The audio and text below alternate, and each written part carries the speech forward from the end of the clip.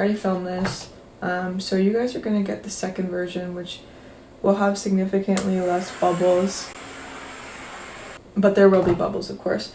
Okay, so starting over, yeah, so this video is going to be about creative rituals and basically just things to do to make creating more intentional, more meaningful, more fun, and you know, this is kind of like piggybacking off of the last video in the sense that having creative rituals can help you avoid creative burnout. So let's get started. I only paint once a week, and when I write, it is typically in more of like a downtime-esque thing. I don't like really set up to write. Usually inspiration hits and I go for it. Sometimes I sit down to write if I really feel like there's something that I have to say that I like know it's going to take me a while, but yeah, like usually it doesn't take that long. Anyways, tangent, jeez.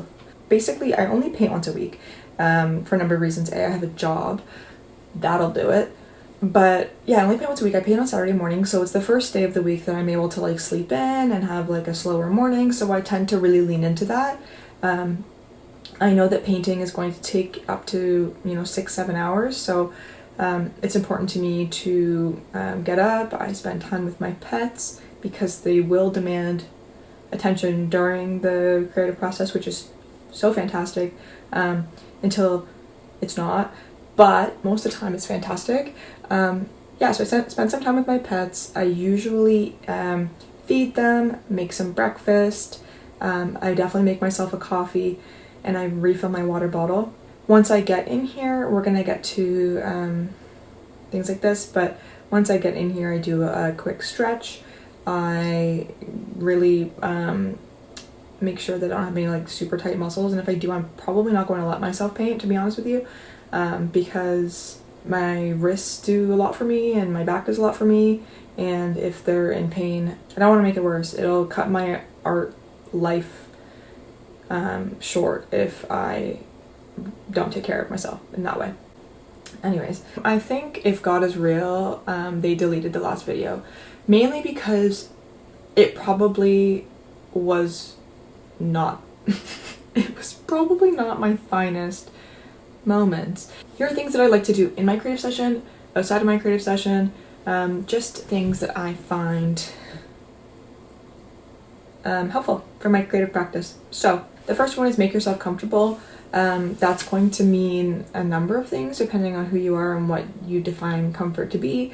For me, sensory stuff is pretty big. So comfy clothes. I don't like to wear anything that I have to fuck with. Like you can see I've been fucking with my necklace because my chest is red. So yeah, you make yourself comfortable. That can be a number of different things, again, like depending on what you find comfortable. So sometimes it's like, for me, sometimes it's wearing fuzzy socks. Sometimes it's not wearing socks. Sometimes it's wearing shoes. Sometimes it means having my humidifier on. Sometimes it means having a fan. Temperature is a really big one. Making sure that the space has accommodated you and your body and your mind. So that's number one. Okay, so where did we leave off? The first one, which is make yourself comfortable. The second one is follow the senses. So again, like for me, sensory is a huge deal in terms of making myself comfortable and making myself in a great headspace. If I'm uncomfortable, all I'm thinking about is how uncomfortable I am. I'm not really, my creative bandwidth is directed towards like why my socks feel funny, you know? So that's really important. When I say senses, I mean really consider, you know, we've already talked about touch, which is a big one, like how things feel on your body or that you're dealing with, and your setup, but also, you know, what you're seeing, how's the lighting. I only create if it's sunny, not sunny, but if there's a decent amount of daylight. That's also because I have shit vision. Sorry, but I have not great vision, especially in the dark. So I don't want to create in the dark, and also I'm sleepy in the dark, so doesn't work for me. Doesn't matter. Why am I getting into this? So sight is a big one. Scent is a big one. I'll have like a candle burning or incense or something. Usually coffee is enough for me because it is good. And I don't always want to have something lit with fire with some of the materials that I'm using. In fact, like I would recommend against it with some of the materials you might be using if you're doing mixed media. Especially adhesives and stains and things like that. But yeah, anything. Diffuser is a great option, I guess. So yeah, scent, and then of course music. I don't create without music. It is one of the bigger issues that I have in when I make my content for TikTok or Instagram or whatever, is that it's all copyrightable, so I can't have any of the sound on because, which is honestly to my benefit because I'm probably singing like a fucking fool. Whatever. Next. Taste coffee. Coffee, breakfast. Sometimes like if I'm working for a while, like I make sure that I'm drinking water and I make sure that I'm maybe I'll chew gum or something. I don't know. Whatever it is. Just make sure that these things are in consideration. It's the longest tangent I could possibly give to just say like pay attention to all of the senses that you have. The third point I have is to start with a clean space. So creative spaces look different for everybody, whatever you have the capacity for. Not everyone has like an art room. Most people don't have art rooms. I only just recently was able to move to a place within the last couple of years that has this kind of access here. It's just an extension off my bedroom. But for the longest time I just dealt with a table or a corner of my bedroom or whatever it was, usually like a desk, and I always wanted to make sure that there wasn't any like clutter or anything that would make me feel overwhelmed. It's hard to like really spread out, especially creativity. I feel like is kind of like that expansive, like explosive experience where just like shit happens and you're like, where did that come from? Why do I have so much garbage on my desk? So it's good to start with a clean slate because it will probably not look like that in the end, and you don't want to add to anything and overwhelm yourself when it's time to clean up. Number 4 is to go outside. It's, good to go outside. Sometimes I'll go for a walk in the morning with my pets. Sometimes I'll sit out on the deck. Sometimes I'll just like put my head out the window. This is really especially important during. It's not, I don't think humans are meant to be in one room for, 7-8 hours. Regardless of what room that is, even if it's a very inspirational and high energy space and something that you really enjoy, interrupting it with nature is always a good idea, or just like fresh air. And now I want to get back to number 5, which is to stretch. This is a really important creative ritual for me. It's something I actually only recently picked up on because when I started my current like 9 to 5, I started having issues with my wrist. It's like my first job where I'm fully on a computer pretty much all day. And so of course, like, what else would I do and other than like develop carpal tunnel? And so I was wearing like a wrist brace for a while, I was doing stretches, whatever, and I just couldn't get it better. And a part of that was because I was playing like instruments, which required my wrists to not be in a poor position, and they were. And I was also pushing myself with art to create despite the pain, and I was making it worse. So don't do that. And a good way to also like have preventative care is to stretch, because stretching is so good for you and it feels good, and I honestly love it. I stretch every single day, multiple times a day, and I'm still tense. So that tells you that doesn't seem like a good lesson, but I'm less tense. Jesus fuck. Next, this one kind of goes back to what I was saying before. Number 6, a big part of creative rituals is leaning on the arts. So for me to get into an artistic headspace, I have to be kind of immersed in that, and a big way that I do that is music. Music has always been really important to me, even though I have no like musical skill. I just love music, and I love concerts, and I love like hearing music and having music playing, especially in my home and especially in creative spaces. So that's something that like when you're looking to engage in creativity, sometimes being around other creatives, even if just like experiencing their projects, that can be really, really helpful and meaningful in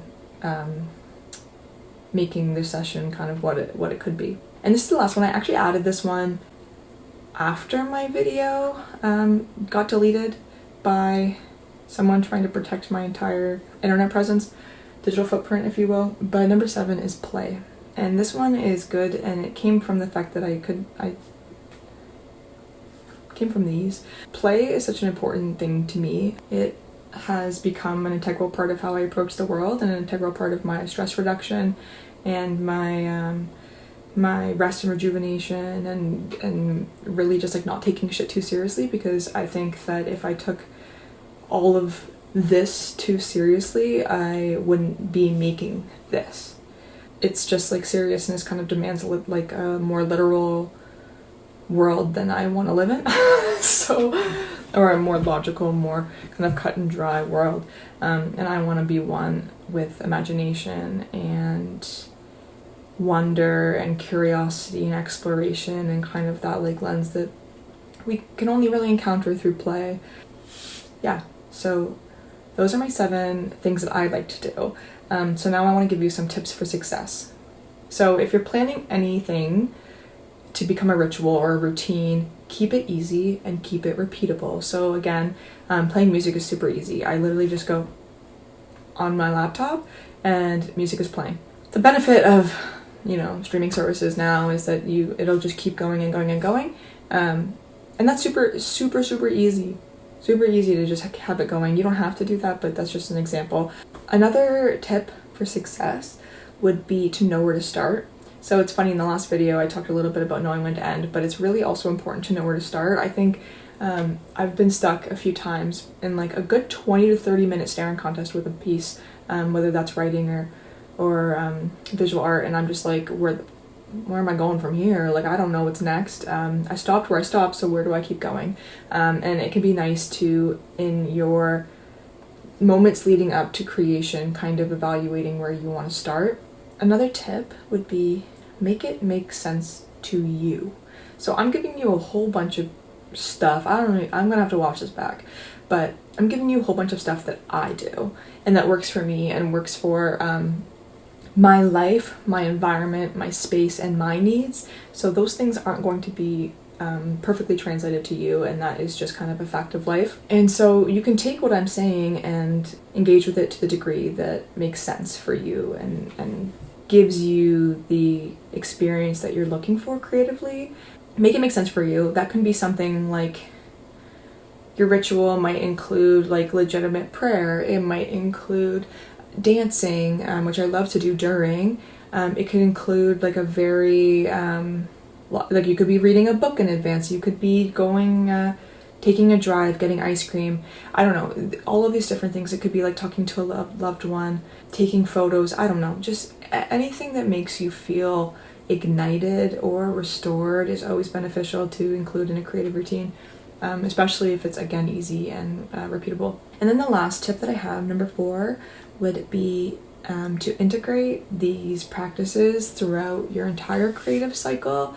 Or not creative cycle, I guess your creative session. So there's pre-care, so going into a creative session, doing those things, like I said, getting your water bottle, doing stretches, all these things. There's during, which can be things like dancing or playing or taking breaks.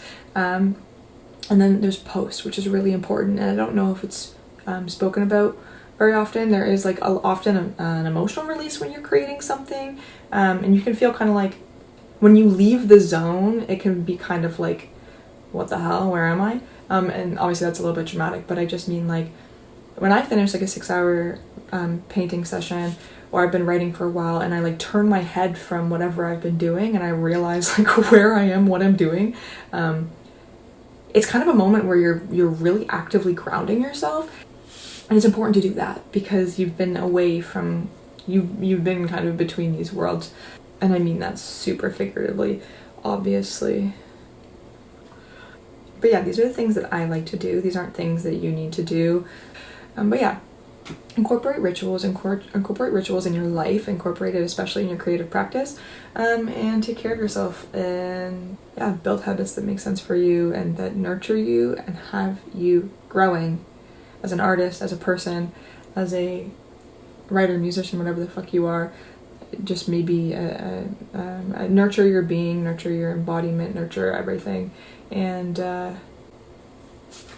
play as much as you can. Did you get that?